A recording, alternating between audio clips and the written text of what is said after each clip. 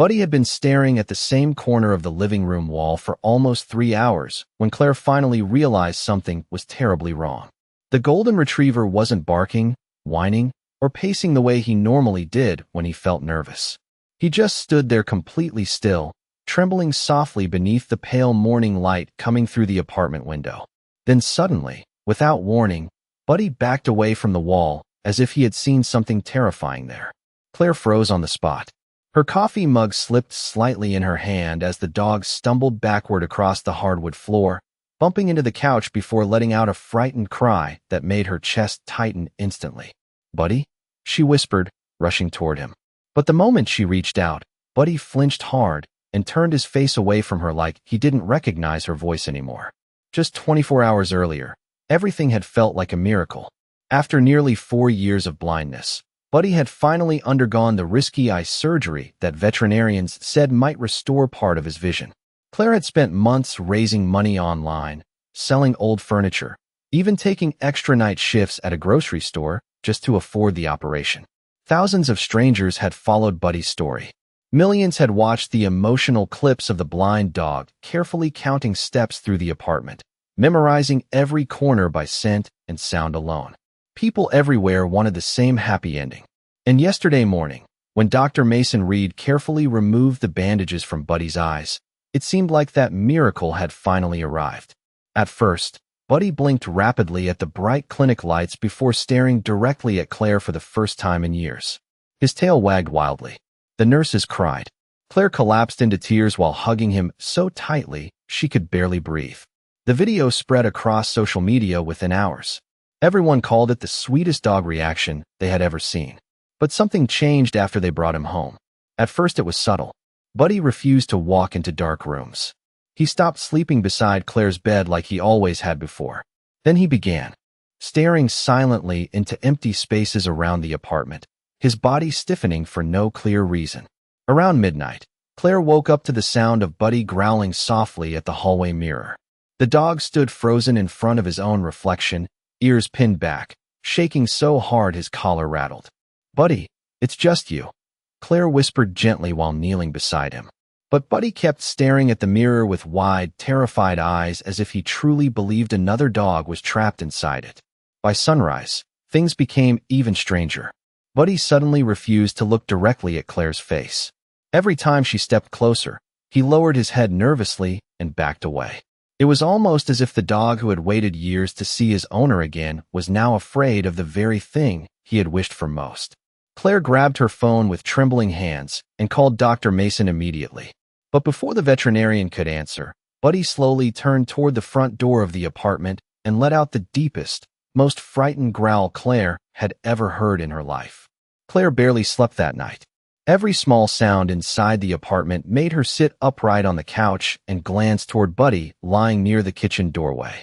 The golden retriever had not touched his food in hours, which frightened her more than anything else. Before losing his sight years ago, Buddy had always been obsessed with peanut butter treats and grilled chicken. Even during the worst days of his blindness, he still wagged his tail whenever Claire opened the refrigerator. But now he barely reacted at all. He simply stayed curled against the cold floor tiles with his eyes open, quietly listening to the apartment around him as if he no longer trusted the world he was finally able to see again. Claire remembered the first few months after Buddy went blind. At first, nobody noticed anything serious. He would occasionally miss a toy tossed across the living room or hesitate before jumping into the car. The veterinarian originally thought it was just age slowing him down. But then one afternoon, Buddy walked directly into a glass patio door so hard that Claire dropped to her knees in panic. After that, everything changed quickly. Within less than a year, the cheerful dog who used to chase squirrels across the neighborhood park could no longer find his own water bowl without bumping into furniture first. Claire began rearranging her entire apartment around him. She stopped moving chairs. She taped foam padding onto sharp table corners. She even wore a tiny bell around her wrist at home so Buddy could always follow the sound of her movements. And somehow, despite living in complete darkness, Buddy never stopped trying to make her happy. Every morning, he still waited beside the front door while Claire got ready for work. He still carried his favorite stuffed duck toy through the apartment, bumping into walls but wagging his tail proudly the entire time. Sometimes Claire would quietly cry in the bathroom after hearing him stumble across the hallway at night, pretending everything was normal. The hardest part was how much Buddy depended on routine. He counted every step from the couch to the kitchen. 7 slow steps forward, then a slight turn left. Claire knew because she had watched him repeat the exact same pattern thousands of times. But now, after the surgery, that routine was gone forever. The apartment Buddy once understood through memory suddenly looked unfamiliar and frightening. Around 2:30 in the morning, Claire softly approached him again with a blanket and sat down nearby on the floor. "You are safe here," she whispered gently. Buddy flicked one ear toward her voice, but did not move closer. Instead, his eyes drifted nervously toward the dark hallway leading to the bedrooms. Claire followed his gaze. Nothing was there. The hallway was completely empty except for faint moonlight spilling across the carpet. Still, Buddy kept staring at it with an expression she had never seen before. It was not confusion anymore. It looked closer to dread. Claire reached for her phone and replayed the surgery video millions of people had been sharing online all day. There was Buddy wagging his tail while finally seeing her face again. There were the comments calling it the most beautiful dog moment on the internet. Claire wanted desperately to believe that was still her Buddy. But then she noticed something she had completely missed before. Right after the bandages came off at the clinic, Buddy had not looked at her first. For one brief second, the dog had stared past her shoulder toward the back corner of the examination room. And in the video, just before his tail started wagging, Buddy slowly lowered his ears and whimpered at something no one else seemed to notice. The next morning, Claire decided to test something simple. She picked up Buddy's favorite blue leash from the kitchen counter and jingled the metal clips softly in the air. For years, that tiny sound had triggered the exact same reaction every single time. Buddy would race toward the front door with uncontrollable excitement, nails sliding across the hardwood floor while his tail slammed against furniture like a drum. Even after losing his sight, he still recognized the leash instantly. But now, Buddy did something Claire had never seen before. The golden retriever slowly lifted his head from the floor near the hallway and stared directly at the leash in her hand. Then, instead of wagging his tail, he quietly walked backward until his body pressed against the refrigerator. Claire forced a smile, trying not to panic. "Buddy, do you want to go outside?" she asked softly. The dog tilted his head slightly, as if trying to understand her voice from very far away. Then his eyes moved toward the apartment window. A city bus rumbled past outside, sending flickering shadows across the walls for only a second. Buddy reacted instantly. He ducked low to the ground and bolted into the bathroom so quickly that he slipped against the tile floor. Claire ran after him in shock. She found him hiding behind the shower curtain, trembling violently with his nose buried against the corner wall. It was not just fear anymore. Buddy seemed overwhelmed by ordinary things that had never mattered before. Sunlight reflecting off a spoon, the blinking light on the microwave, a television commercial changing scenes too quickly. Every new image appeared to confuse or unsettle him in ways Claire could not explain. Later that afternoon, Dr. Mason called to check on Buddy's recovery. Claire tried describing everything while standing near the kitchen sink watching Buddy pace nervously around the apartment. Sometimes animals need time to adjust after regaining vision, the veterinarian explained carefully. Imagine seeing the world for the first time after years of darkness. It can overload the brain.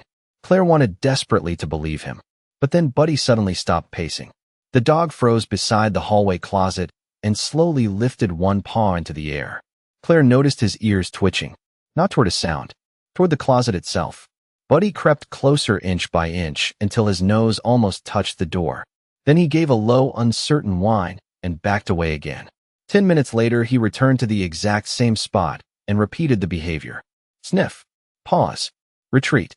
By evening, Claire realized Buddy had become obsessed with that closet. He circled it constantly, but never touched it. At one point, he even dragged his dog bed across the apartment and positioned it directly in front of the closet door before lying there silently like a guard. Claire opened the closet herself to reassure him. Nothing unusual was inside. Winter coats, cleaning supplies, an old vacuum cleaner. Buddy watched nervously from the other side of the room the entire time, refusing to come closer until she shut the door again.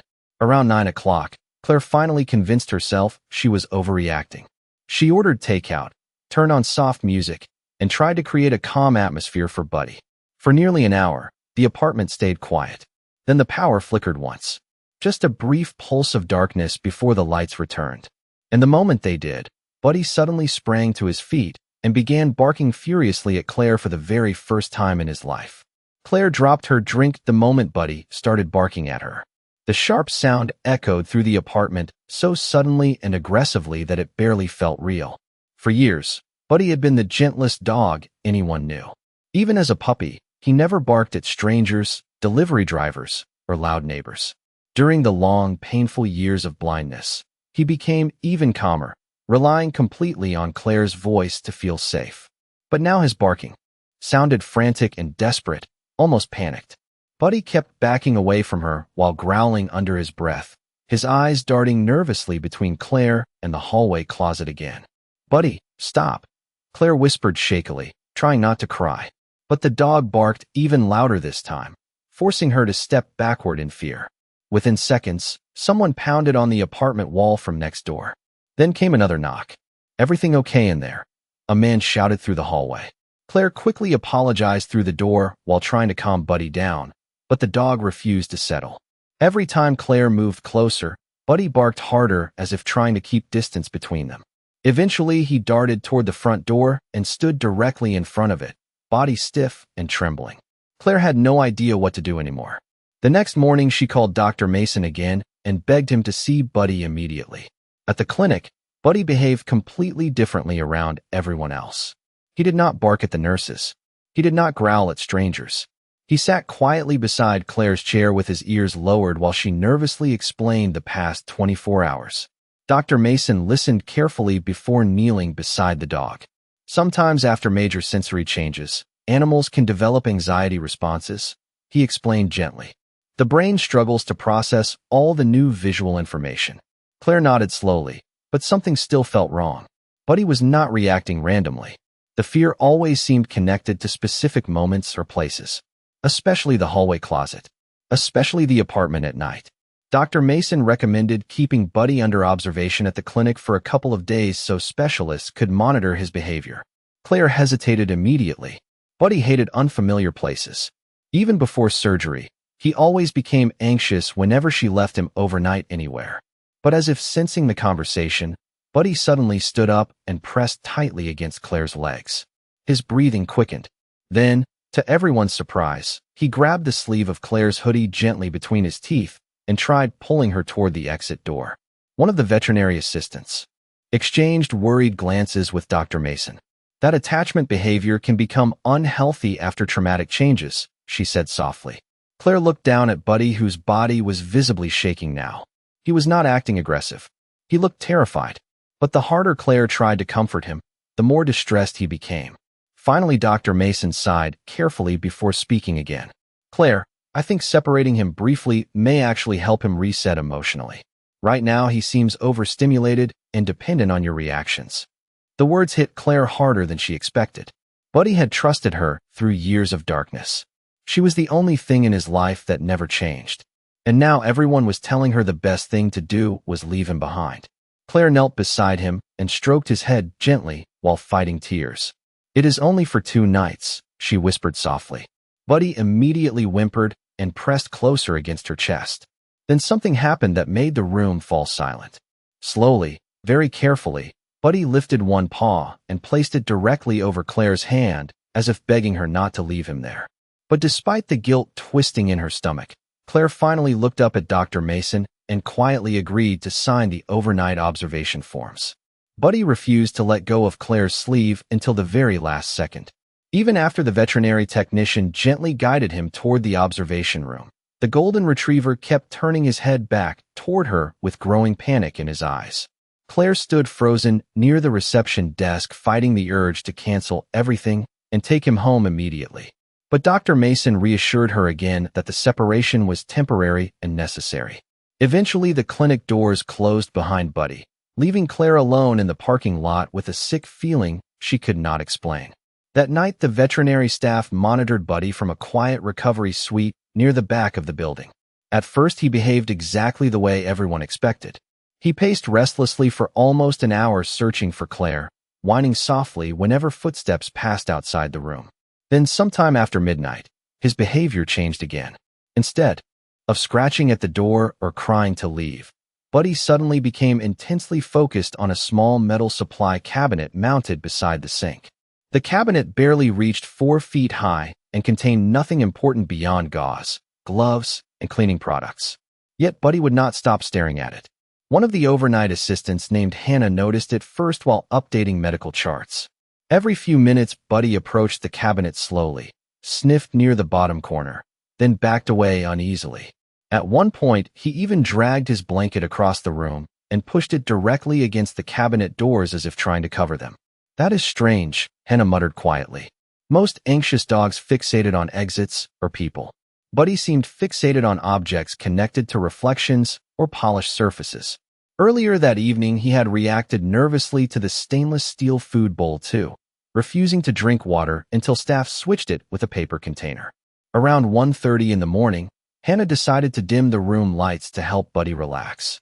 The moment the overhead lights switched off, Buddy immediately calmed down. His breathing slowed. He curled beside the wall peacefully for the first time all night.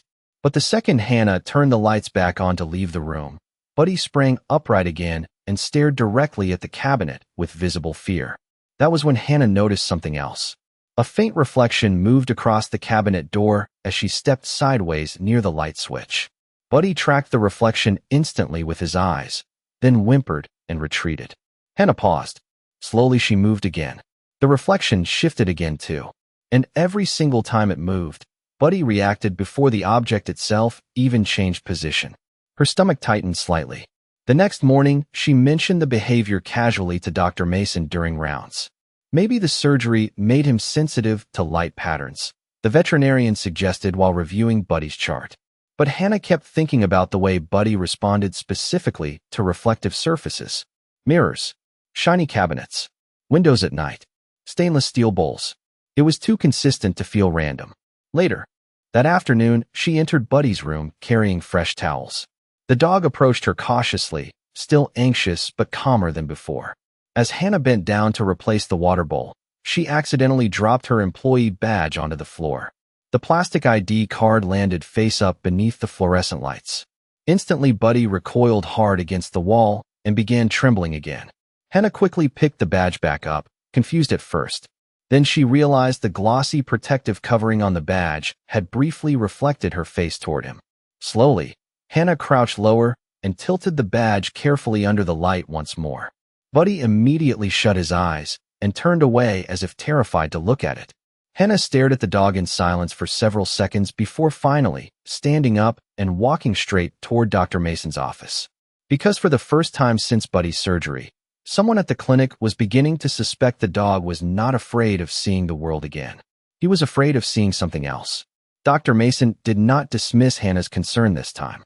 The moment she explained Buddy's reactions to reflective surfaces, the veterinarian quietly stopped typing on his laptop and looked back through the glass observation window toward the recovery room. Buddy was lying against the far wall with his head lowered, carefully avoiding the stainless steel cabinet beside him. "Bring me the surgery photos," Dr. Mason said softly. Hannah frowned in confusion but retrieved the digital tablet containing Buddy's operation records. During the procedure, the veterinary team had documented every stage of the delicate surgery to share with specialists and supporters online. Dr. Mason began scrolling slowly through the images while Hannah stood beside him. Everything looked normal at first. Surgical lights, monitoring equipment, Buddy asleep beneath anesthesia. But then Hannah noticed something strange in one of the recovery photos taken right after the bandages were removed. "Wait," she whispered suddenly. Dr. Mason zoomed in closer. In the polished metal cabinet behind Buddy's examination table, a reflection faintly showed Claire standing near the corner of the room crying tears of relief. But beside her reflection was another shape neither of them recognized. At first it looked like a shadow distortion from the overhead lights. Then Dr. Mason enlarged the image again. The shape became clearer. Someone else had been standing directly behind Claire during Buddy's first moments of regained sight. A man wearing a dark hooded sweatshirt partially visible in the reflection. Yet according to the surgery records, only clinic staff and Claire had been present in the room. Hannah felt cold all over. Could this be from outside the doorway? She asked quietly. Dr. Mason shook his head slowly. No, the angle is wrong. Suddenly, both of them remembered the same detail at once. Buddy had not looked at Claire first after surgery. He had stared past her shoulder toward that exact corner of the room. Dr. Mason immediately pulled up security footage from the recovery wing. At first, everything appeared ordinary. Nurses moved through hallways. Claire waited nervously outside during surgery. Staff members celebrated afterward when Buddy opened his eyes. Then Hannah noticed something disturbing. About 20 minutes before Buddy regained consciousness, a maintenance worker wearing a hooded sweatshirt briefly entered the recovery room carrying a toolbox. The man stayed inside less than 30 seconds before leaving again. No one questioned it at the time because contractors frequently worked throughout the clinic building. But when Dr. Mason checked the maintenance schedule, his expression changed instantly. No repairs had been scheduled that day. Hannah stared at the screen in disbelief. You think Buddy saw him? She whispered. Dr. Mason nodded slowly. Not just saw him. He turned back toward the recovery room, where Buddy remained curled tightly against the wall, avoiding every reflective surface in the clinic. Buddy has been trying not to look at reflections because every reflection reminds him of that man. Hannah's chest tightened painfully as the realization settled in. The dog had not been reacting out of confusion or aggression at all. Every strange behavior suddenly made horrifying sense. The hallway mirror at Claire's apartment. The cabinet reflections. The glossy employee badge. Buddy was terrified because the first thing he saw after years of blindness was a stranger secretly standing behind the person he trusted most in the world. Dr. Mason immediately called Claire and asked her to come to the clinic right away. Less than 40 minutes later, she rushed into his office breathless and frightened. Before either of them could explain anything, Buddy suddenly burst through the partially open recovery room door behind the nurses. The golden retriever sprinted directly toward Claire, then abruptly stopped in front of her and turned toward the clinic lobby, growling deeply under his breath. Claire looked up instinctively. Standing near the front entrance, speaking casually with the receptionist, was a man in a dark hooded sweatshirt carrying a metal toolbox. And the moment Buddy saw him, the dog began shaking exactly the same way he had the night everything changed. The entire clinic lobby went silent the moment Buddy began growling at the man with the toolbox. It was not the frightened, confused barking Claire had heard inside the apartment. This sound was different. Lower. Focused. Certain. Buddy planted himself directly in front of Claire with his body tense and protective, while keeping his eyes locked on the stranger near the reception desk. The man glanced over briefly before turning away too quickly, adjusting the hood of his sweatshirt higher around his face. Dr. Mason immediately stepped forward. Sir, can I help you with something? He asked calmly. The man muttered something about checking an air conditioning unit and started moving toward the exit, but before he could leave, Hannah quietly whispered to the receptionist to lock the front doors. Buddy's growling deepened the second the man changed direction. Claire stared down at the dog in shock. Suddenly, every terrifying moment from the past 2 days replayed through her mind with brutal clarity. The hallway mirror. The reflections. The way Buddy barked at her while standing between her and the apartment door. The way he guarded the closet. The way he begged her not to leave him at the clinic. He had never been trying to hurt her. He had been trying to warn her. Claire felt her stomach twist painfully as the realization hit harder than anything else that day. Buddy had spent years blindly trusting her voice through complete darkness, and the very first thing he saw after finally regaining vision was something that terrified him enough to break his sense of safety completely.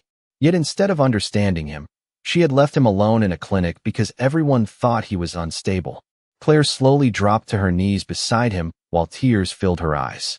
Buddy did not take his eyes off the man near the lobby door, but the instant Claire touched his back gently, his trembling eased slightly beneath her hand.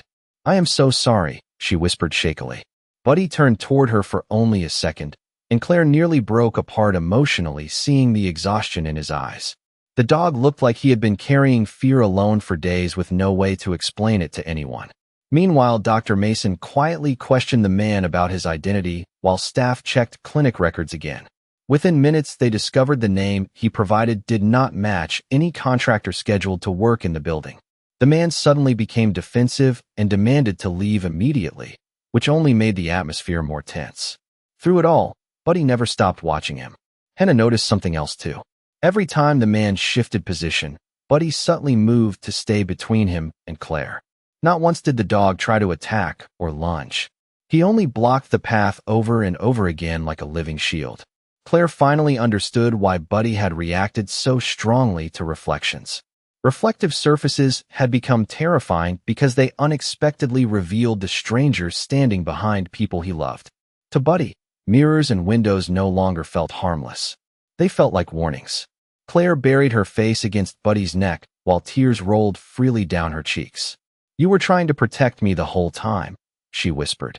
Around them, even the clinic staff struggled to hide their emotions. Hannah quietly wiped her eyes while remembering how terrified Buddy looked every time someone forced him toward reflective objects.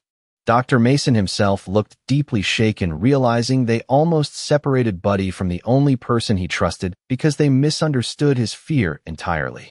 After security finally escorted the suspicious man out for further questioning, the lobby slowly relaxed again. But Buddy still refused to leave Claire's side. He pressed tightly against her legs while constantly glancing around the room as if checking whether she was safe. Claire wrapped both arms around him gently and made a silent promise to herself right there on the clinic floor. No matter how long it took, she was going to help Buddy feel safe in his new world again, and this time she would never ignore what he was trying to tell her. Over the next several days, Claire stopped trying to force Buddy back into the version of life he used to know. Instead of treating his fear like a problem that needed correction, she began rebuilding his sense of safety one careful moment at a time. The first thing she did was remove every reflective surface from the apartment. She covered mirrors with soft blankets, replaced metal food bowls with ceramic ones, and even taped fabric over the shiny oven handle in the kitchen. At first, the apartment looked strange, almost unfinished, but the difference in Buddy was immediate. By the second evening, he finally walked through the hallway again without freezing halfway. Claire also changed something else. For years, while Buddy was blind, she had guided him constantly with her voice. "Step up. Careful. This way, Buddy." But now she realized Buddy did not need commands every second anymore. He needed confidence. So instead of leading him through the apartment, Claire started sitting quietly nearby and allowing him to explore at his own pace. The first time Buddy cautiously approached the living room window after sunset, Claire held her breath without interrupting him. The city lights reflected faintly against the glass, and for a brief second his body stiffened in fear again. But then something different happened. Buddy looked back toward Claire sitting silently on the couch. She did not rush toward him. She did not panic. She simply smiled softly and stayed calm. Slowly, Buddy turned back toward the window. Inch by inch, he stepped closer until his nose touched the glass gently. Outside, snow had begun falling across the street beneath the orange glow of the traffic lights. Tiny flakes drifted slowly through the dark sky like floating pieces of light. Buddy stared at them quietly. Claire felt tears burn behind her eyes because for the first time since surgery, Buddy did not look afraid of what he was seeing. He looked curious. A few days later, Dr. Mason invited Claire and Buddy back to the clinic for a follow-up visit. This time the atmosphere felt completely different. The staff no longer treated Buddy like an unstable patient. Hannah had even placed cloth covers over the shiny cabinets inside the recovery room after realizing how much reflective surfaces unsettled him. When Buddy cautiously entered the room again, he immediately noticed the changes.